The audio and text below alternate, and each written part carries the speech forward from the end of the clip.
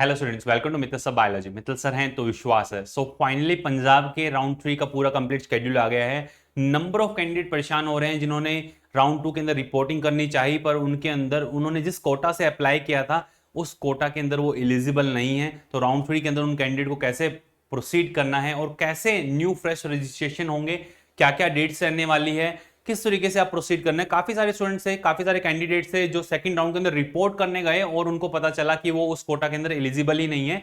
तो पंजाब के अंदर जो बाबा फरीदकोट यूनिवर्सिटी है उन्होंने अलाउ किया है उन कैंडिडेट को।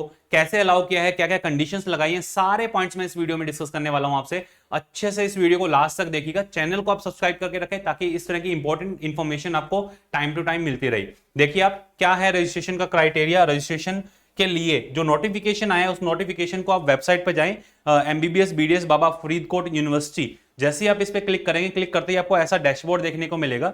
ये जो डैशबोर्ड आपको देखने को मिल रहा है, इस डैशबोर्ड में सबसे पहले इस पे आप क्लिक करेंगे, Baba Faridkot university of health sciences Faridkot, Faridkot के अंदर ये पूरा नोटिफिकेशन। इस नोटिफिकेशन को डिस्कस करते हैं। देखिए आप सबसे पहले राउंड 3 के जो रजिस्ट्रेशन स्टार्ट हुए हैं वो आज से स्टार्ट हो चुके हैं। आप रजिस्ट्रेशन कर सकते हैं 3 से 5 अक्टूबर तक। और उसके बाद जो फ्रेश रजिस्ट्रेशन है, काफी सारे स्टूडेंट्स हैं जो फ्रेश रजिस्टर करेंगे। काफी सारे स्टूडेंट हैं जो फर्स्ट एंड सेकंड राउंड के अंदर रजिस्टर किए थे, चॉइस फिलिंग की थी, पर उनको कॉलेज नहीं मिला है। तो वो राउंड 3 के अंदर डायरेक्टली उनको चॉइस फिलिंग करना, उनको दोबारा रजिस्टर करने की जरूरत नहीं है। बट काफी सारे कैंडिडेट ऐसे भी हैं जिन्होंने राउंड 2 और राउंड 1 के अंदर सीट उनको अलॉट हो गया था, राउंड 2 के अंदर अलॉट हुआ और वो अपग्रेडेशन के अंदर जाना चाह रहे हैं, या फिर राउंड 2 के अंदर जिनको सीट अलॉट हुआ और उन्होंने रिजाइन कर दिया, डायरेक्टली एग्जिट कर दिया, तो उनकी फी फॉरफिट हो गई होगी और थर्ड राउंड के अंदर उनको fresh registration and security amount फिर से डिपॉजिट करना होगा।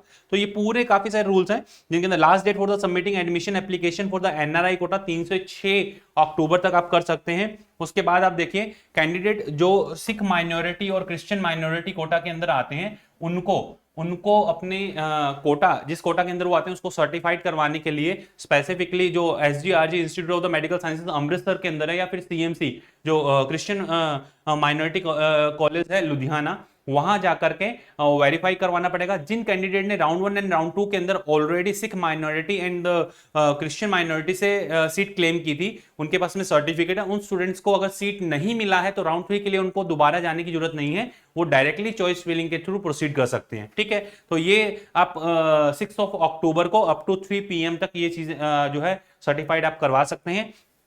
Display of the provisional merit list, जो प्रोविजनल मेरिट लिस्ट है वो 8 अक्टूबर को आएगी। उसके बाद चॉइस फिलिंग आपका स्टार्ट होगा। चॉइस फिलिंग 8 से 10 अक्टूबर तक आपका चॉइस फिलिंग चलेगा। 9 अक्टूबर तक date of the surrender and the resignation. जो राउंड 1 एंड राउंड 2 का ज्वाइन कैंडिडेट है उनको अगर अपना सीट छोड़ना है, रिजाइन कर सकते हैं, उनकी जो सिक्योरिटी मनी है वो फॉरफिट हो जाएगी और उसके बाद फिर फर्दर वो आगे प्रोसीड कर सकते हैं। Finally processing of the seat allotment, seat allotment का प्रोसेसिंग रहेगा 11 से 13 अक्टूबर को।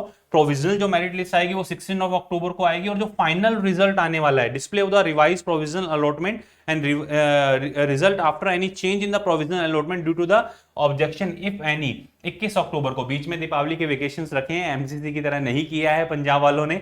देखिए आप, और क्या रूल्स हैं ये पूरा फी डिपॉजिट के बारे में बताया। रूल्स क्या वो देखिए आप, वो कैंडिडेट जो ग्रुप 1 के अंदर आ रहे हैं, ग्रुप 2 के अंदर आ रहे हैं, ग्रुप 3 में आ रहे हैं और ग्रुप 4 में आ रहे हैं। ग्रुप 1 के अंदर वो कैंडिडेट आ रहे हैं जिन्होंने 1 एंड 2 राउंड के अंदर रजिस्ट्रेशन किया था और उनको कोई सीट नहीं मिली, वो फ्रेश रजिस्ट्रेशन डायरेक्टली ना कर करके सिर्फ डायरेक्टली चॉइस फिलिंग करेंगे। ग्रुप 2 के अंदर registered candidate who have secured seat और whose second round allotted seat got cancelled during the document verification, ये वो वाले हैं डॉक्यूमेंट वेरिफिकेशन के टाइम में उनका सीट जो वो कैंसिल हो गया। वाई? क्योंकि वो उस कोटा के अंदर एलिजिबल नहीं थे, दूसरे कोटा के अंदर वो एलिजिबल हैं, तो वो उनको ग्रुप 2 में रखा गया और वो कैंडिडेट राउंड 3 के अंदर डायरेक्टली चॉइस फिलिंग के साथ जा सकते हैं। जो ग्रुप 3 है, candidate who have reported in allotted institution in second round allotment and submitting willingness for the round 3, second round के अंदर गए हैं और अपग्रेडेशन के अंदर जा सकते हैं, उनको राउंड ग्रुप 3 के अंदर रखा है। और ग्रुप 4 जो है उसके अंदर राउंड 1 और राउंड 2 के अंदर जो सीट अलॉट हुआ था, candidate who have been allotted a seat in the round 2 but did not join in the resign और exit after forfeit of the fee. ठीक है, तो राउंड 2 के अंदर जिनको सीट अलॉट हुआ नहीं गए तो वो आपका फी चला जाएगा, आपको दोबारा से फ्रेश रजिस्ट्रेशन कर करके सिक्योरिटी डिपॉजिट कर करके प्रोसीड करना है राउंड 3 के अंदर। ये पूरा कंप्लीट सिनेरियो आपको मैंने 1 बाय 1 एक्सप्लेन किया है। Candidate who are not eligible for the round 3 seats allotment, सबसे इंपॉर्टेंट चीज है देखिए आप, कौन एलिजिबल नहीं है ये जानना बहुत आपको जरूरी है। Candidate who have becomes non eligible due to the having inadequate document as per the eligibility criteria, आपके डॉक्यूमेंट ही कंप्लीट नहीं है, जो एलिजिबिलिटी क्राइटेरिया है उसको आप फुलफिल नहीं कर रहे हैं तो आप एलिजिबल नहीं है।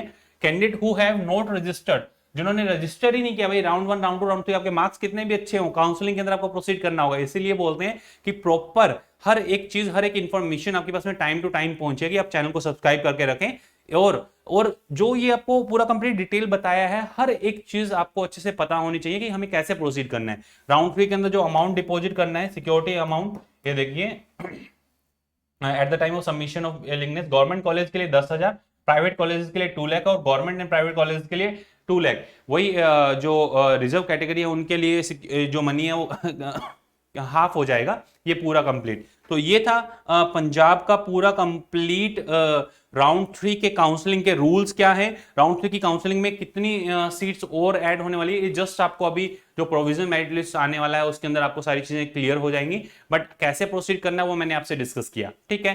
तो अगर वीडियो इन्फॉर्मेटिव लगा तो कमेंट सेक्शन के अंदर जरूर बताइएगा। इसी तरीके से राउंड 3 के लिए या फिर पंजाब के लिए या फिर ऑल ओवर इंडिया किसी भी स्टेट के लिए आपको अगर कंप्लीट इन्फॉर्मेशन की रिक्वायरमेंट है तो चैनल को आप गो थ्रू करें और आप अच्छे से हर एक वीडियो चैनल पे जो है देख सकते हैं, खुद से अपना प्रेफरेंस लिस्ट बना सकते हैं। तो राउंड 3 के अंदर सोच समझ करके आपको सारे मेडिकल कॉलेज फिल करने हैं पंजाब के अंदर। और फिर भी अगर आपको लगता है कि नहीं हम ऑल इंडिया कोटा के राउंड 3 से जाना चाहते हैं तो चैनल को आप गो थ्रू करें और आप जो है अच्छे से खुद से अपनी प्रेफरेंस लिस्ट बनाएं।